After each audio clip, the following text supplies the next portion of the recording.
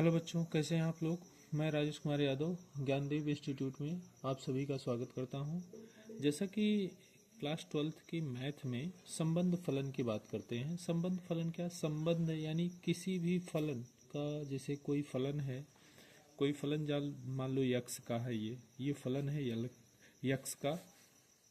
तो यह यक्स जो है अगर बदलेगा तो वाई भी क्या होगा, बदलेगा।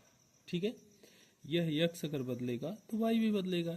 यानी ये फलन आपकी बात करें तो वाई ये हो गया यफ, यानी यक्स बदला तो वाई आ गया। जो भी यक्स होगा वो वाई पे डिपेंड करेगा। ठीक है, वाई या वाई डिपेंड करेगा यक्स पे। ये संबंध फलन की बात करते हैं। अब यहाँ पर ये कहा है कि सिद्ध कीजिए कि फलन सच दैट -1 से 1, यानी ये बड़ा कोष्ठक लगा है, -1 से 1 के बीच में, या -1 भी हो सकता है या 1 भी होता है। इस गोज मतलब कहाँ तक जाना है, रियल नंबर तक, वास्तविक संख्या function f x equal to x upon x plus 2 द्वारा प्रदत्त फलन एकैककी है। एकैककी मतलब एकैककी है, मतलब एक के अलावा एक ही रहेगा। ठीक है, फलन सच दैट -1 to 1 एफ का परिसर है। -1 to 1 एफ का परिसर है, तो प्रतिलोम आपको ज्ञात करना है। बच्चों ये जितना भी दिया गया है उसमें सिर्फ आपका काम का ये है, ये सारी चीजें जो दी गई हैं उसमें आपको ये दर्शाया गया है कि यह जो है एकैककी है, और एकैककी है तो इसका प्रतिलोम फलन आपको ज्ञात करना है। अब प्रतिलोम ज्ञात करने के लिए हमने आपको पहले ही बता रखा है कि y इक्वल टू आपको एफ एक्स लेना होगा, अर्थात y एफ एक्स की जगह आपको y लेना होगा। तो यहाँ पर पुट करिए, देखिए x अपॉन एक्स प्लस 2। अब यहाँ पर y equal to x upon x plus 2। ठीक है, ये हो गया। अब x प्लस 2 का यहाँ पे मल्टीप्लाई करो, x plus 2 here x y x plus 2y equal to क्या, x को इधर लाइए भैया, ये y को उधर ले जाइए, तो y x minus x equal to क्या, -2y हो गया। अब x को कॉमन ले लो बच्चों, तो y -1 हियर -2y आ गया। ठीक है, अब यहाँ पर बच्चों देखिए, अगर हम x की वैल्यू निकालते हैं तो ये -2y है, और देखिए ये माइनस अगर नीचे से कॉमन ले लें तो 1 y हो जाएगा। ठीक है, y -1 था, लेकिन अगर माइनस कॉमन लेते हैं तो 1 y, यानी x की वैल्यू जो आ गई 2y 1 y आ गई। ठीक है, अब यहाँ से ये चूंकि जो हमने माना था वो माना था y इक्वल टू क्या, एफ एक्स माना था। अब x इक्वल टू क्या होगा, f inverse y, f inverse y। अब यहाँ x equal to f inverse y, और यह आ जाएगा क्या, 2y अपॉन 1 y। यही आपका होगा इनवर्स फंक्शन, यही आपका आंसर होगा। ठीक है, यहाँ पर दूसरा क्वेश्चन है, f x equal to 9x square plus 6x minus 5 द्वारा प्रदत्त फलन f such that R plus goes to -5, यानी ये बड़ा कोष्टक -5 कामा ये लगा हुआ है अनंत, यानी अपरिभाषित है, और इनफाइनाइट जिसे कहते हैं, ये छोटा कोष्टक पर विचार कीजिए। देखिए एक तरफ बड़ा कोष्टक लगा, दूसरा तरफ छोटा कोष्टक लगा। इसका मतलब हो गया ये वैल्यू तो रखी जा सकती है, ये वैल्यू भी रखी जा सकती है, इसके अंदर के मान रखे जाते हैं, परंतु ना तो ये वैल्यू रखी जाएगी, इसके अंदर के मान रखे जाएंगे। ये चिन्ह दर्शाता है ये कोष्टक, ये कि ये वैल्यू रखी जाएंगी, ये वैल्यू नहीं रखी, सॉरी ये वैल्यू इनफाइनाइट नहीं रखी जाएंगी, लेकिन इसके अंदर के मान रखे जाएंगे, इसके बीच के। जबकि यहाँ पर ये दर्शाता है बड़ा कोष्टक कि ये भी रखा जाएगा, इसके अंदर वाले आने वाले मान भी आपको रखे जाएंगे। यफ व्युत्क्रमणी है, यानी यफ व्युत्क्रमणी है, तो आपको ये प्रूव करना है भैया कि ये आएगा, ये आपको ये प्रूव करना है, ये वाला। ठीक है, तो सबसे पहले हम जानते हैं अगर कोई फलन है वो y या x का फलन है तो y बराबर क्या होगा, fx होगा। y इक्वल टू क्या होगा, fx। अब यहाँ से y इक्वल टू हो गया 9x square plus 6x minus 5। ठीक है, अब यहाँ से -5 को इधर ले लो बच्चों। अगर माइनस y माइनस प्लस हो जाएगा 5 इक्वल टू क्या हो गया, 9x स्क्वायर प्लस 6x हो गया। ठीक है, अब यहाँ पर बच्चों ये कर लीजिए कि ये कर लीजिए कि हम जो है इसमें 9 को कॉमन ले लेते हैं। किसको, 9 को कॉमन, x स्क्वायर प्लस, अब यहाँ 6/9x।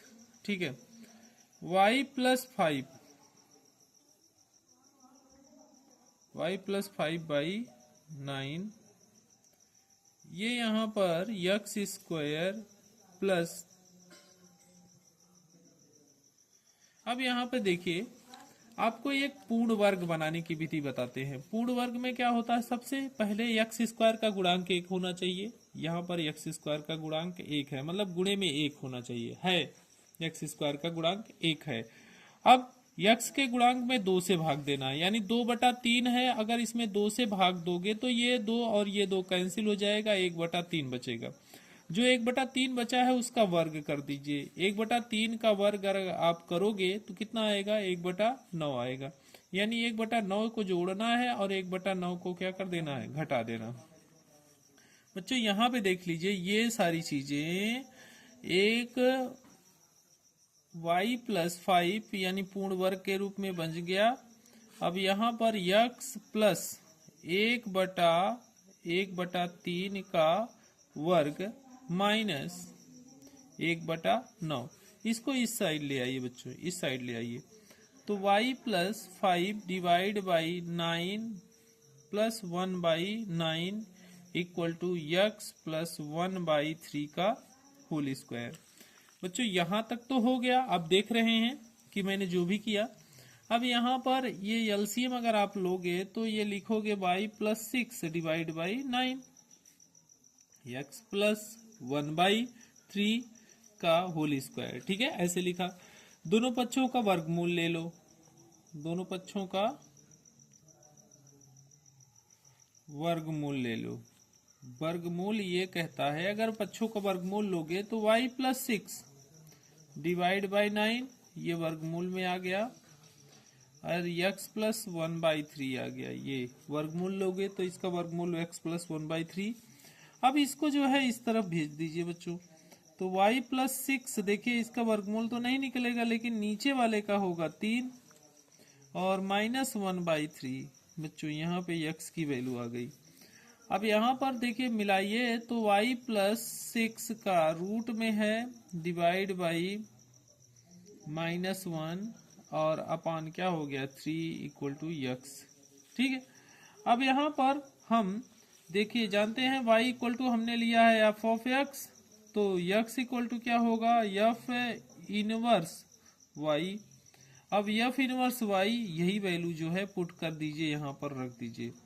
अंडर रूट में y plus 6 minus 1 divide by क्या 3, ये हो गया। ठीक है, ये आंसर आ गया भैया, यही प्रूव करना था आपको। प्रूव दैट क्वेश्चन है, यदि एक फंक्शन है जो r एक वास्तविक संख्या है, वास्तविक से वास्तविक ही मिलता है। यहाँ fx में एक संबंध दिया गया, संबंध है 3 - x क्यूब की होल पावर 1/3 द्वारा प्रदत्त है। तो f ऑफ x, देखिए f ऑफ x ये आपको फाइंड आउट करना है। इसका मतलब हो गया क्या, f ऑफ x, ये आपको ये करना है।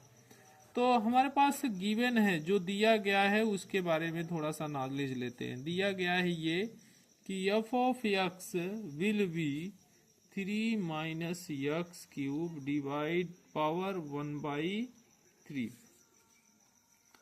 अब यहाँ पर जो fx है, ठीक है, जो fx है यहाँ पे, fx यहाँ पर, ठीक है, वहीं रख देते हैं fx।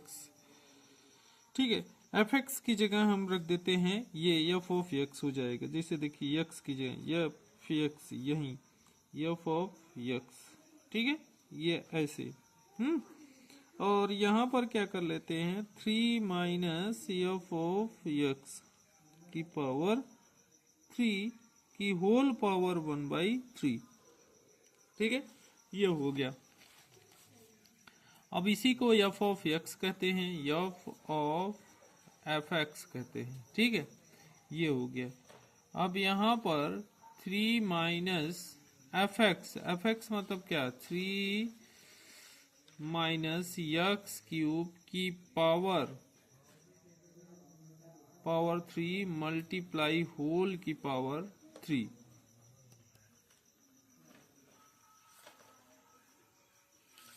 ये ऐसे ही है। तो यहां से जो है टोटल की पावर 1/3 ये आ गया, ठीक है। तो यहां से ये 3 जरा खोलिएगा, तो 3 माइनस 3 प्लस एक्स क्यूब की पावर 1/3, ये और ये कैंसिल आउट हो गया। देखिए एक्स की पावर 3 की पावर 1/3, ये 3 और ये 3 कैंसिल आउट हो गया, ये 3 और ये 3 आपका कैंसिल आउट हो गया। और जब कैंसिल आउट हो गया तो यहाँ बचा क्या, देखिए यहाँ बचा आपका, ये छोटे में कर देते हैं, एफ ऑफ एफ एक्स जो आएगा वो बचा आपका एक्स। यही आपको प्रूव करना था, यही मतलब लाना था, तो ये आंसर हो गया इस प्रॉब्लम का। सारी संक्रियाएं, बाइनरी ऑपरेशन के बारे में बच्चों हम देखेंगे।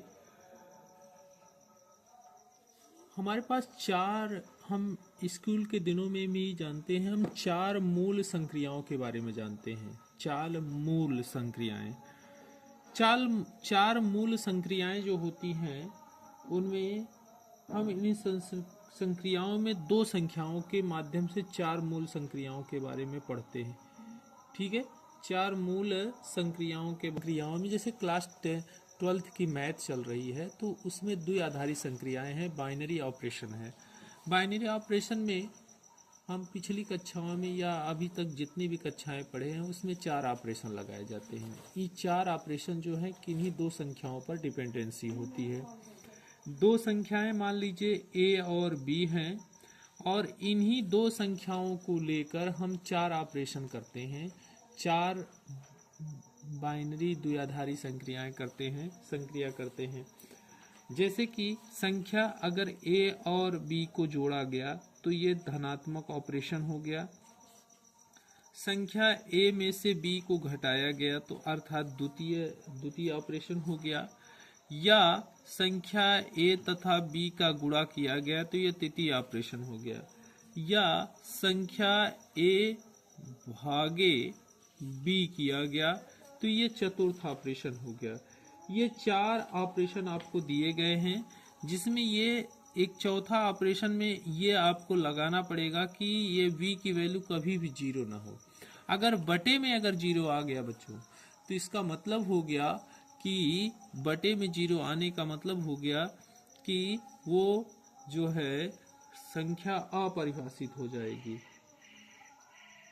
और इन्हीं यानी इस संक्रियाओं में केवल दो ही संख्याओं में गुणा भाग जोड़ घटाना होता है, इसीलिए इसे कहा जाता है द्विआधारी संक्रियाएं।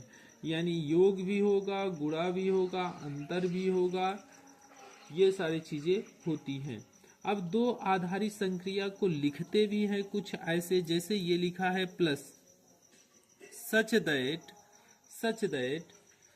R क्रॉस R पढ़ते हैं।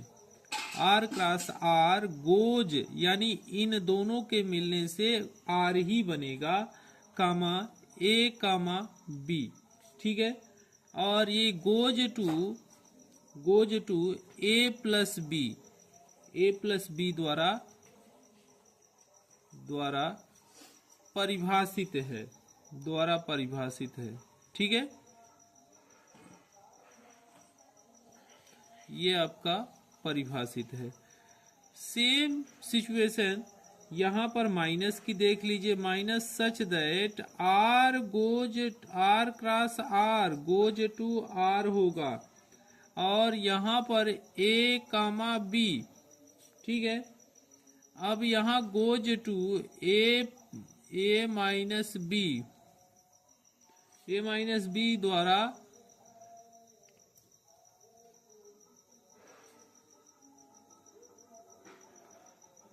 परिभाषित है,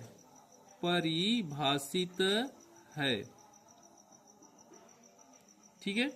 उसी तरह हो गया आपका तीसरा ऑपरेशन हो गया multiply, such that R goes to R, ठीक, R goes to R, R cross R से गोज टू आर आ गया। अब यहां पर अंदर आ जाएगा A comma B goes to A B द्वारा परिभाषित है।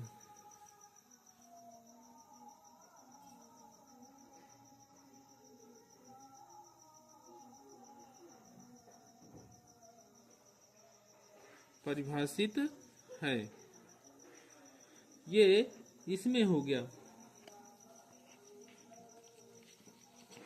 सच दैट आर स्टार आर लगाकर goes to R star R goes to are